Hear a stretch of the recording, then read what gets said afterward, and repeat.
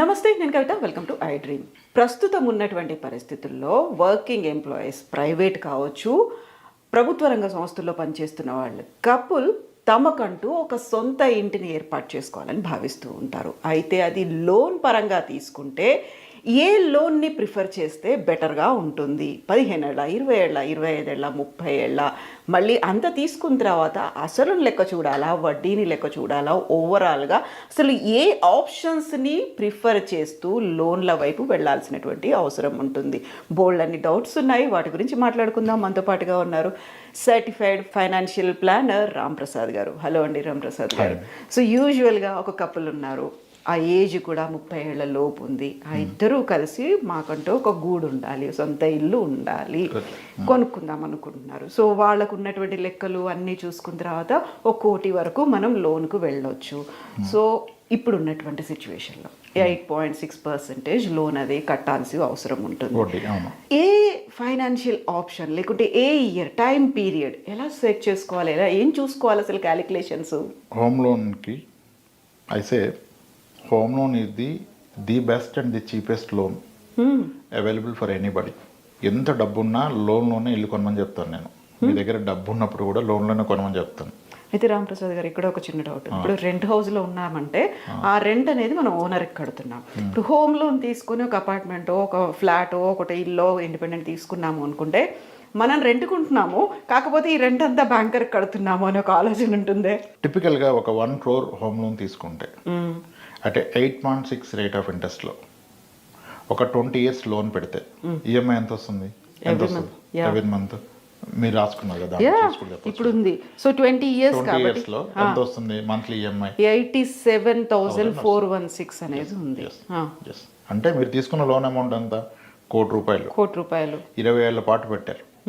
పెడితే నెలవారీ మీరు కడుతున్న ఈఎంఐ అంటే ఇంట్రెస్ట్ ప్రిన్సిపల్ 2 కడుతున్నారు, వడ్డీ కాదు. 87,000 రూపాయలకి మీరు అసలు ప్లస్ వడ్డీ కడుతున్నారు. నాకు ఒక విషయం చెప్పండి, మీకు ఎక్కడైనా ₹1 అప్పు 87,000 వడ్డీకి పుడుతుందా? నెలకి 87,000 కడతారా? నీకు ఇంట్రెస్ట్ అంటే అవును ఇస్తాడా ₹1? ఇక్కడ ఇచ్చాడు కదా మీకు. మళ్ళీ అప్పుకి ఇల్లు మీ ఉండేది మీరు, మన పేరుతో మనమే ఓనరు, ఎమోషనల్గా హ్యాపీ. 87,000 వడ్డీ కడితే అసలు ప్లస్ వడ్డీ, మళ్ళీ వడ్డీ కాదు, పూర్తి వడ్డీ కాదు, అది మీకు ₹1 అప్పు పుట్టింది. ఇంకెక్కడైనా ₹1 వస్తుంది 87,000 వడ్డీకి. అది చీపెస్ట్ లోను. మళ్ళీ ఈ మంత్ 87,000 కడతారు, దీంట్లో 6,000 7,000 ప్రిన్సిపల్ అడ్జస్ట్ చేస్తాడు. నెక్స్ట్ మంత్ మళ్ళీ 87 కడితే దాంట్లో ఒక 10,000 ప్రిన్సిపల్లోకి వెళ్ళిపోద్ది. నెక్స్ట్ మంత్ 14,000 వెళ్ళిపోద్ది.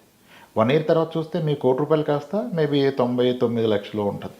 99,20,000 30,000. అంటే ఇన్ ఏ ఇయర్ మీరు కట్టే దాంట్లో అసలు కూడా కొంత తీర్చగలిగారు. అసలు ఫస్ట్ అర్థం చేసుకుని ఇంత చీప్ లోన్ ఉందా? లేదు కదా.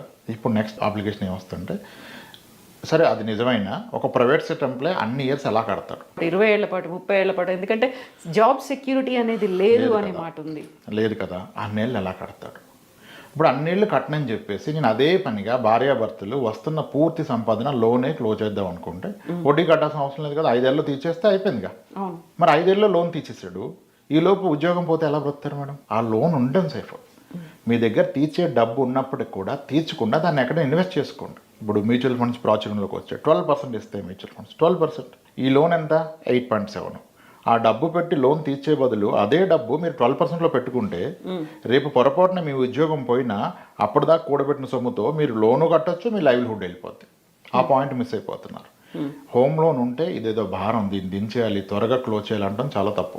దాని మీద పడిపోతున్నారు. సో ఇప్పుడు ఈ ఆప్షన్ కూడా ఉంది కాబట్టి 30 ఏళ్ల బదులు 15 ఏళ్ళు 20 ఏళ్లలోనూ క్లోజ్ చేసుకోవచ్చు కదా. మీ దగ్గర ఉంటే ప్రీ క్లోజ్ చేయొచ్చు, ఉన్నా చేయొద్దు అంటాను నేను. హోమ్ లోన్ ప్రీ క్లోజ్ చేయడం కన్నా తప్పు పని ఇంకోట్లేదు. ఫైనాన్షియల్గా అతిపెద్ద మిస్టేక్. అంటే ఇప్పుడు తక్కువ వడ్డీకి వచ్చిందని క్లోజ్ చేయకూడదు, మనం ఎక్కువ వడ్డీకి వస్తే క్లోజ్ చేయాలి. ఇప్పుడు ఒక సింపుల్ లాక్ చెప్తాను. ఇప్పుడు వాడుక భాషలో చెప్పాలంటే, ఇప్పుడు మీరు ఒక వ్యక్తి దగ్గర అప్పు తీసుకున్నారు. ఎంతకి? 8.6 అంటే ఎంత? 60 పైసల వడ్డీ, 70 పైసల వడ్డీ. వాడుక భాషలో 70 పైసల వడ్డీ. 70 పైసల వడ్డీకి అప్పు తెచ్చుకున్నారు. మీ దగ్గర డబ్బు ఉంది, మీరు అప్పు తీర్చగలరు. కానీ ఈ గ్యాప్లో ఇంకొక అతను వచ్చాడు, అతను ₹20 అడుగుతుండే మిమ్మల్ని. ఇతను కూడా గ్యారంటీ ఇస్తాడు మీకు వెనక్కి. అప్పుడు మీరు అప్పు కట్టడం సరైన పనా, ఇతనికి అప్పు ఇవ్వడం సరైన పనా? You are making the difference money కదా, as a profit. That's what investment కదా. చీప్గా లోన్ వచ్చినప్పుడు దాన్ని ఎందుకు క్లోజ్ చేస్తారు? అదే డబ్బు ఇంకో దగ్గర పెట్టుబడి అయితే ఎక్కువ వస్తుంది కదా. ఇప్పుడు ఇక్కడ పెట్టుబడి పెట్టడం వల్ల మీకు అప్పు ఉంది, అప్పుకు ప్యారలల్గా మీరు ఒక అసెట్ బిల్డ్ చేస్తున్నారు. రేపు ఇబ్బందికర పరిస్థితులు వస్తే దీంతో మీరు ఫ్యామిలీ గడిచిపోద్ది. ఫైనాన్షియల్ ఫ్రీడమ్ కావాలని కోరుకున్నారు. ఫ్రీడమ్ అంటే ఏంటి? డబ్బు కాదు, టైం. ఎన్ని నెలలు మీ పాకెట్లో ఉందనేది మీ ఫ్రీడమ్. రేపు ఇన్కమ్ ఆగిపోతే ఎన్ని నెలలు మీరు ఎవరి మీద ఆధారపడకుండా బ్రతకగలరు. That is called financial freedom. ఇప్పుడు నాది 50 లక్షలు ఇంకా లోన్ అవుట్ స్టాండింగ్ ఉంది, 50 లక్షలు కష్టమే సంపాదించాను, ఈ 50 లక్షలు కడితే అయిపోయింది లోను. కానీ రేపటి నుంచి మళ్ళీ ఇన్కమ్ వస్తేనే కదా బ్రతుకుతాను. అదే ఈ 50 లక్షలు నేను ఒక బ్యాంక్లో వేసుకుంటే, మ్యూచువల్ ఫండ్లో వేసుకుంటే, రేపు నా ఉద్యోగం పోయినా దాని ఈఎంఐ ప్లస్ నా లైవ్లీహుడ్ 1,50,000 నెలకున్నా ఈ 50 లక్షల్లో ఒక 30 నెలలు బ్రతకగలుగుతానుగా. 3 ఇయర్స్ అంటే నా పాకెట్లో 3 ఇయర్స్ ఉంది. అందుకంటే ఏం కావాలి ఒకరికి ధైర్యం. అదే మీరు లోన్ క్లోజ్ చేస్తే ధైర్యం ఉంటుందా? సో హోమ్ లోన్ ఎట్టి పరిస్థితుల్లో ప్రీ క్లోజ్ చేయకూడదు. అందరూ అనుకునేది ఏంటంటే ఇంత వడ్డీ కడుతున్నాను. కట్టట్లేదు నువ్వు వడ్డీ ఏమి. నువ్వు ఎంత వడ్డీ అంటే వాల్యూమ్ చూడొద్దు, రేట్ ఆఫ్ ఇంట్రెస్ట్ ఇది బాటమ్ లైన్. ఎంత పర్సంటేజ్ కడుతున్నావు అనేది మ్యాటర్. 70 లక్షలు కడతాను సార్, 1,20,00,000 కడతాను సార్, 1,30,00,000 కాదు. ఈరోజు కడుతున్నావా? రాను రాను దాని విలువ తగ్గిపోతుంది, డబ్బు విలువ. ఇప్పుడు మీరు అన్నట్టుగా టిపికల్గా 1 crore లోన్ తీసుకుంటే ఆ ప్రాపర్టీ ఆల్మోస్ట్ 1,30,00,000 ఉంటుంది. 1 కోటి రూపాయలు లోన్కి వెళ్ళాడంటే కదా. నిజమే. నేను వుడ్ వర్క్ అంతా చేసుకుంటే 1,30,00,000, 1,40,00,000. 30 ఇయర్స్ తీసుకుంటే ఈఎంఐ ఎంత చూడండి మీరు. 30 ఇయర్స్ పడితే 77,600 రూపీస్ ఉంది.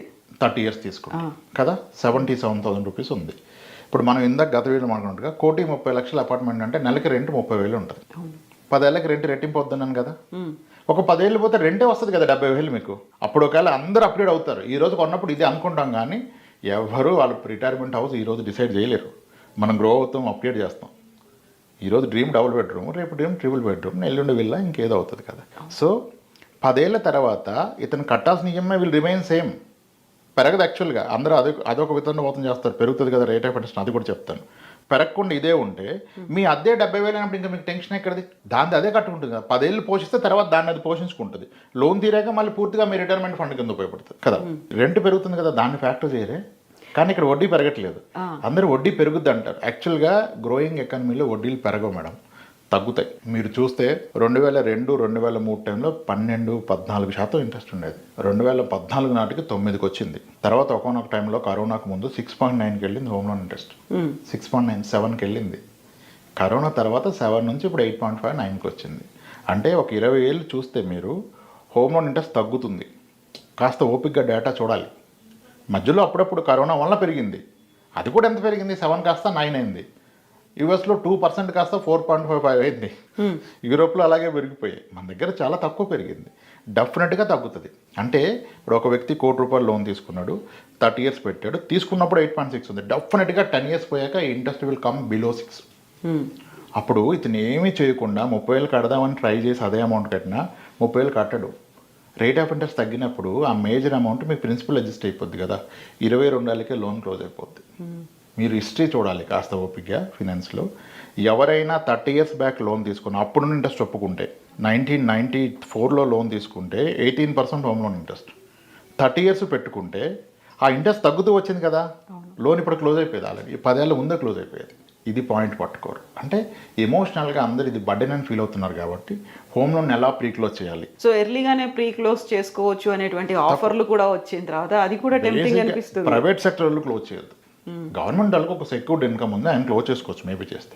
మన ఇన్కమే స్టేబుల్ కాదు, సెక్యూర్డ్ కాదు. అప్పుడు ఉన్నదంతా ఓడ్చి నేను లోన్ క్లోజ్ చేస్తే రేపు నా పరిస్థితి ఏంటి ఇబ్బంది వస్తాయి కదా. మీకు ఎంత ఫ్యూచర్ మీ పాకెట్లో ఉంది. రేపటి నుంచి ఇన్కమ్ అవ్వకపోతే ఎన్నేళ్ళు మీరు ఎవరి మీద ఆధారపడకుండా ఇదే హ్యాపీనెస్, ఈ స్మైల్తో ఈ లైఫ్ స్టైల్ మెయింటైన్ చేయాలి. That is freedom. ఇప్పుడు 30 ఏళ్ళది అనుకున్నారండి, 15 ఏళ్ళు కాదు 20 ఏళ్ళకైనా కంప్లీట్ చేసేసాము, క్లోజ్ చేసాము అనుకుంటే ఆ 10 ఏళ్ల లోన్లో ఆ 10 ఏళ్ళకి సంబంధించినటువంటి ఆ అమౌంట్ మిగులుతుంది కదా, దాంతో ఇంకో చోట ఇన్వెస్ట్ చేసుకోవచ్చు కదా అనే అటువంటి ఆలోచనలు. అది ఎప్పుడు మిగులుతుంది? అది అయిపోయాక కదా. ఈలోపు మన ఇన్కమ్స్ కూడా ఎక్కడికో వెళ్ళిపోతాయి. ఈరోజు ఇప్పుడు 30 ఏళ్ళ ఈఎంఐ మీరు 77,000 చెప్పారు. అవును కదా. అవును. 15 ఇయర్స్ ఈఎంఐ 1,00,000 చెప్పారు. ఎగ్జాక్ట్లీ 99,061 రూపాయలు అవుతుంది. 1,00,000. రెండింటికి డిఫరెన్స్ ఎంత? ఒక 25,000. 25,000 డిఫరెన్స్ ఉంది కదా. ఈ 25,000 డిఫరెన్స్ని లెటసే మీరు 30 ఇయర్స్ తీసుకోండి, కానీ 15 ఇయర్సే తీసుకున్నట్టుగా ఫీల్ అవ్వండి. మీ పాకెట్ లైట్ అయిపోయింది. 1,00,000 కట్టాల్సిన దగ్గర 75,000 కడుతున్నారు అంటే 25,000 మిగులుతుంది కదా. దీన్ని మిగలట్లేదు, కడుతుంది అనుకోండి. సింపుల్. ఇక్కడేం కన్ఫ్యూజన్ లేదు కదా. 15 ఏళ్ళు తీసుకుంటే 1,00,000 కడతారు, తీసుకోవటం 30 సంవత్సరాలు తీసుకోండి, కానీ మీరు 15 ఏళ్ళే తీసుకున్నాను ఇక్కడ ఫిక్స్ అయిపోండి. అప్పుడు నెలకు 1,00,000 కట్టాలి కదా, కానీ మీరు 75,000 కడుతున్నారు కదా. మిగిలిన 25,000ని మీరు ఒక ఎస్ఐపి చేసి చూడండి, మ్యూచువల్ ఫండ్స్లో చేయొచ్చు కదా, బడ్డేనే లేదు, సేమ్ అమౌంట్ కదా. కానీ నెలకి 25,000 రూపాయలు అంటే సంవత్సరానికి 3 లక్షలు. ఈ 3 లక్షల్ని 10 ఇయర్స్ పాటు ఎస్ఐపి చేస్తే నెలకి 25,000ని మీరు పెట్టిన పెట్టుబడి 30 లక్షలు. ఆ రోజు దాని యొక్క వాల్యూ అట్లీస్ట్ 60 లక్షలు అవుతుంది. ఆ రోజు మీరు హోమ్ లోన్ విజిట్ చేస్తే ప్రాబ్లీ మీ హోమ్ లోన్ అవుట్ స్టాండింగ్ 40 లక్షలకు వచ్చేస్తుంది. అప్పుడు అది క్లోజ్ చేస్తే కూడా మీకు 20 లక్షల లాభం కదా, 20 లక్షల లాభం కదా.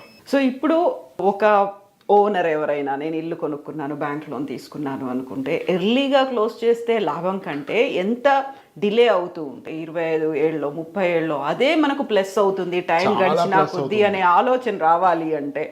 సో మనకి అవగాహన అనేది చాలా చాలా ముఖ్యం. సో ఫస్ట్ లోన్ దగ్గరికి వెళ్తున్నారు, ఈ అవేర్నెస్ అంతా బ్యాంకర్ ఇవ్వాలా లేకుంటే వీళ్ళందరూ వీళ్ళు తెలుసుకొని వెళ్ళాలి? బ్యాంకర్ ఇవ్వలేరు మేడం. బ్యాంకర్ అతను ఒక ఎంప్లాయ్, ఒక ఆర్గనైజేషన్ చెప్పింది ఆ ఎంప్లాయ్ పాటిస్తాడు.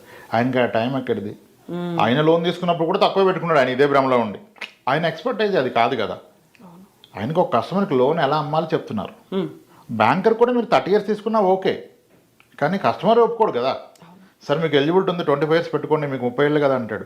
ఎందుకు సార్ అంత దూరం నేను కట్టను, నాకు 15 ఏళ్ళు చాలు అంటాడు. ఎందుకంటే అన్ని వీడియోలు చూసి ఫిక్స్ అయిపోయాడు కదా. ఇప్పుడు మళ్ళీ ఈ లెక్కలన్నీ చూస్తే 15 ఏళ్లకి సంబంధించి చూసుకుంటే ఓవరాల్గా 1 కోటి తీసుకున్నప్పటికీ 1,78,00,000 కడుతున్నాడని, 30 ఏళ్ళు అనేసరికి 2,79,00,000 అనేది అక్కడ చూపిస్తుంది. అంటే కొంచెం టైం తగ్గింది అనుకోండి, 15 ఏళ్ళు 30 ఏళ్ళది కాస్త 15 ఏళ్ళు క్లోజ్ చేస్తే నాకు 1 కోటి మిగులుతుంది కదా అని ఈ లెక్కలు ఉంటాయి కదా. కానీ ఈ టైంలో ఆ డిఫరెన్స్ అమౌంట్ మీరు ఇన్వెస్ట్ చేస్తే అద్భుతాలు జరిగిపోతాయి. అప్పులు ఉన్న వాళ్ళు ఇన్వెస్ట్మెంట్ పెట్టొద్దు అని కూడా నేనే చెప్తాను. కానీ హోమ్ లోన్ అనేది ఒక మంచి అప్పు. బాడీలో చెడు కొలెస్ట్రాల్ మంచి కొలెస్ట్రాల్ ఎలా ఉంటుందో మనకు ఉండే అప్పుల్లో ఒక మంచి అప్పు ఏదంటే అది హోమ్ లోన్. దాన్ని ఉంచుకోవాలి, అది ఉంటే మంచిది. అలా అని దాన్ని క్లోజ్ చేసే స్తోమత మనకు ఉన్నప్పుడు ఆ మనీని వృధా చేయకుండా పెట్టుబడిగా పెట్టండి. అప్పుడు ఏం చేస్తున్నారు, మీకు అప్పు ఉంది లైబిలిటీ, దాని ప్యారల్గా మీరు ఒక అసెట్ బిల్డ్ చేస్తున్నారు. ఆ అసెట్లో మీకు ధైర్యం బిల్డ్ అవుతుంది, మీ ఫ్యూచర్ బిల్డ్ అవుతుంది. ఇప్పుడు ఒక హోమ్ లోన్ క్లోజ్ చేయడానికి 10 లక్షలు ఉంది, ఆయన చేయకుండా నా మాట విని 10 లక్షలు ఏ మ్యూచువల్ ఫండ్లోనో ఏ స్మాల్ ఫైనాన్స్ బ్యాంక్లోనో ఎప్పుడు చేసుకున్నాడు. రేపు కష్టకాలం వస్తే ఈ 10 లక్షలు ఆయన పోషిస్తుందిగా ఒక 10 నెలల పాటు, సరే ఒక 6 నెలల పాటు, అటు ఈఎంఐ ప్లస్ మీ లైవ్లీహుడ్. మరి ఈ మంచి ఆలోచన కదా ఇది. ఇది చెయ్యాలి, ఎవరు అది చెయ్యట్లేదు. హోమ్ లోన్ అనగానే క్లోజ్ చేయడం గొప్ప విషయం, ఒక బర్డెన్. అది బర్డెన్ కాదు, ఉంచుకోవాల్సిన బర్డెన్, అది దించాల్సిన బర్డెన్ కాదు. కానీ అందరూ మిస్లీడ్ అయిపోతున్నారు. ఎంత బర్డెన్గా భావించినప్పటికీ కూడా కంటిన్యూ చేయాల్సిందే ఇంకా దాన్ని. ఆ బర్డెన్ కాదు, ఫస్ట్ ఆఫ్ ఆల్ అది దించుకుంటే మీరు మీ ఇబ్బందులు మీరు కొని తెచ్చుకున్నట్టే. ఇప్పుడు చాలామంది ఫట్టు తీసేస్తారు, మళ్ళీ లోన్ కావాలనుకుంటాడు వేరే అవసరానికి, మళ్ళీ దీని మీద మార్ట్గేజ్ లోన్ తీసుకుంటాడు. లోన్ ఏమో ఉన్నప్పుడు క్లోజ్ చేస్తావు, ఇప్పుడు దాన్ని ప్రెడ్ చేసి లోన్ తీసుకుంటే ఇంతకుముందు హోమ్ లోన్ కన్నా ఇది ఒక 1% ఎక్కువ రేట్ ఆఫ్ ఇంట్రెస్ట్ వస్తుంది. అదే క్లోజ్ చేయకుండా తక్కువ ఇంట్రెస్ట్లో ఉండేది కదా, చాలామంది చేశారు. ఫట్ హోమ్ లోన్ క్లోజ్ చేసి ఇప్పుడు దాని మీద మళ్ళీ మార్ట్గేజ్ లోన్ తీసుకొని స్థలాలు కొంటారు. అదే నువ్వు చేయకుండా ఉంటే ఆ డబ్బే పక్కన పెట్టుకుంటే తక్కువ వడ్డీకి అప్పు ఉన్నది కదా. ఇప్పుడు ఎందుకు వడ్డీ పెంచుకున్నారు? హోమ్ లోన్ అనేది ది బెస్ట్ లోన్ అండి, అందరూ ఉంచుకోవాలి. అలా ఉంచుకొని నీ దగ్గర కట్టే స్తోమత ఉంటే కట్టొద్దని చెప్తున్నా, అలాంటి డబ్బులు వృధా చేయమని చెప్పట్లా, దాన్ని వేరే పెట్టుబడిగా పెట్టుకోండి. అప్పుడు మీకు డైలీ ప్రైవేట్ సెక్టర్లో ఉన్న ఒక కాన్ఫిడెన్స్ బిల్డ్ అవుతుంది కదా. మనకు డోకా లేదు. ఇప్పుడు మీ దగ్గర ఎంత ఆస్తులు ఉన్నాయనేది కాదు, మీకు ఎంత అందుబాటులో ఉన్నది అనేది మీకు నిద్రనిస్తుంది, ధైర్యాన్ని ఇస్తుంది, ఒక సెక్యూర్డ్గా ఉన్నాము అనే ఒక ఫీల్. ఎంత ఉందని కాదు, ఎంత అందుబాటులో ఉంది కదా. ఆస్తులు వేరు, ధనం వేరు. ఆస్తుపడు కన్నా ధనవంతుడు అవ్వటం బెస్ట్ కదా, చాలా ఇంపార్టెంట్ కూడా. ఇది ధైర్యాన్ని ఇస్తుంది, ఈరోజు ప్రశాంతమైన నిద్ర ఇస్తుంది. ఈరోజు అంటే డిజిటల్ పేమెంట్స్ అన్నీ వచ్చి మొబైల్ పట్టుకుని ధైర్యంగా వెళ్తుంది. కానీ ఒకప్పుడు వ్యాలెట్లో డబ్బులు లేకపోతే బయటకు వెళ్ళి ఇంటికి వచ్చేసేవాడు. డబ్బులు లేకపోతే ఇంకా ధైర్యంగా ఏం చేయలేం కదా, అసలు ఏమీ చేయలేం. ఒక బస్ కూడా ఎక్కలేం, ఎవరిని అడుక్కుంటాం 10 రూపాయలు. అంటే డబ్బు ధైర్యాన్ని ఇస్తుంది, ఆస్తులు ధైర్యాన్ని ఇవ్వవు. ఆ డబ్బుని పోగొట్టొద్దు, ఉన్నదాన్ని లిక్విడ్ ఫామ్లో అందుబాటులో ఉండే విధంగా పెట్టుకోండి. 1 రూపాయి ఎక్కువ తక్కువ పక్కన పెడితే పెరిగేది రిటర్న్స్. అది ఉన్నప్పుడు ధైర్యం ఉంటుంది, ధైర్యం ఉన్నప్పుడు ఆరోగ్యం ఉంటుంది, భయపడితే ఆరోగ్యం పోతుంది. ట్రూ, అన్ని ఇంటర్లింక్డ్గా ఉంటాయి. ఏం ఆలోచిస్తున్నాం, ఏది ప్రయారిటీ బేసిస్ పెట్టుకున్నాం. ఆస్తులు ఆరోగ్యాన్ని ఇవ్వవు, ఆదాయం ఆరోగ్యాన్ని వస్తుంది. సో కాబట్టి హోమ్ లోన్ 80% క్లోజ్ చేయొద్దు. Thank you so much Ram Prasad గారు. బోల్డ్ అనే విషయాలు ఉన్నాయి, వాటన్నిటి గురించి మళ్ళీ మనం మాట్లాడుకుందాం. థ్యాంక్ యూ సో మచ్ అండి. Thank you.